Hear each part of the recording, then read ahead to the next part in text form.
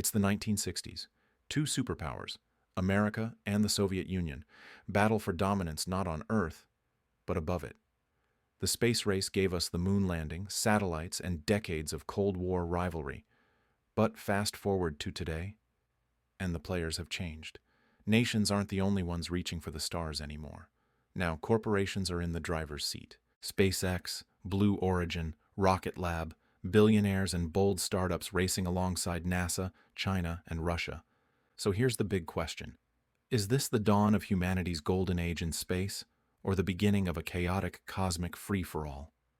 Today, we're diving into Space Race 2.0, corporations versus nations. And trust me, you're going to want to stay until the very end, because what's happening above us right now will shape the next 100 years of life on Earth. And before we blast off, hit that like button, subscribe, and drop a comment. Do you trust corporations or nations more with humanity's future in space? I'll be reading and replying to the best takes. Back in the Cold War, space wasn't about profit, it was about power. The USA and the USSR weren't just competing to see who could build a bigger rocket, they were competing for ideological dominance. The moon landing? It was as much a political victory as a scientific one. But today's race is different. It's not just government versus government, it's SpaceX testing rockets every few weeks, Blue Origin dreaming of millions living in space colonies, and Rocket Lab offering cheap rides to orbit. The rivalry isn't red versus blue, capitalism versus communism. It's governments versus corporations, collaboration versus competition. And here's the twist. Sometimes they're partners, sometimes they're rivals, and sometimes they're both at once. Let's talk about the new gladiators in this arena. First up, SpaceX. Elon Musk's company is rewriting the rules of spaceflight. Reusable rockets, record-breaking launch rates, and Starship, a vehicle designed to carry 100 people to Mars. SpaceX isn't just beating government timelines, it's embarrassing them. Then there's Blue Origin, Jeff Bezos' brainchild. While slower than SpaceX, Bezos has a different vision. Massive rotating space habitats where millions could live and work.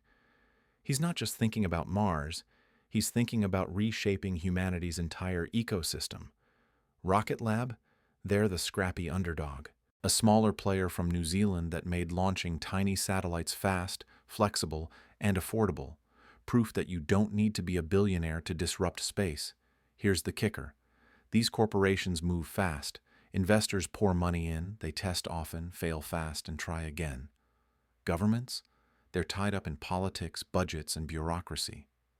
So the question is, are corporations better suited to lead humanity into space? Quick pause. Drop your answer in the comments. Do you think private companies like SpaceX are the key to making us a spacefaring civilization? Or should governments keep the final say? I want to know what you think.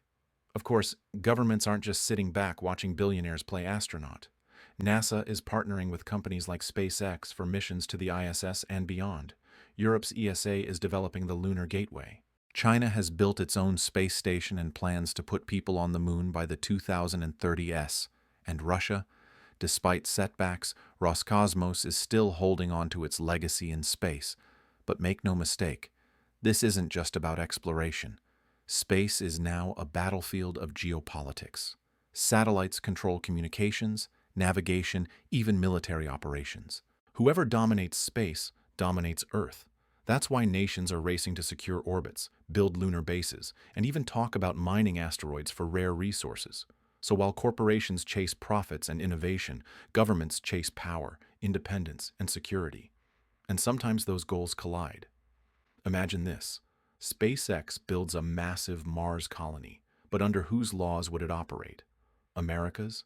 Elon Musk's? Or a brand new Martian constitution? Now let's talk about the endgame.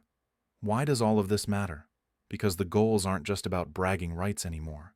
We're talking about lunar mining operations, colonizing Mars, asteroid mining worth trillions of dollars, and yes, even space tourism for the ultra-wealthy. But along with opportunity comes risk. Who owns the moon? Can a corporation claim an asteroid as private property? What happens if a company pollutes orbit with dangerous debris? And here's a scary thought. What if space becomes the Wild West, with corporations battling nations and nations battling each other. On the flip side, imagine the possibilities. Unlimited clean energy from space-based solar farms, new medicines made in microgravity, even new jobs and industries we can't yet imagine. The stakes aren't just high, they're astronomical. So here we are, Space Race 2.0. Will corporations and nations find a way to work together, combining the speed and innovation of the private sector with the oversight and resources of governments? Or will they clash, turning space into the next arena of conflict? Think about it. The Apollo program cost $25 billion in the 1960s. That's over $150 billion today. No single nation may want to carry that burden again, but corporations can't regulate themselves responsibly. We might need both. NASA and SpaceX, China and startups, nations and corporations working side by side to build something bigger than themselves. But if we don't find that balance, space could become a playground for the powerful few, while the rest of humanity gets left behind. If you're enjoying this deep dive so far, make sure you've hit the like button. It helps more people discover videos like this. And subscribe if you want more mind-bending looks at our future in space. So, what do you think? Are we heading toward a future where humanity thrives across the solar system, powered by the collaboration of nations and corporations? Or will greed, politics, and rivalry hold us back from the stars? Space Race 2.0 isn't just about rockets or billionaires. It's about the future of humanity itself. Do we rise together or fracture apart? That's the question, and the answer may define our next century. Drop your thoughts below. I'll be reading your comments and featuring the most interesting ones in future videos.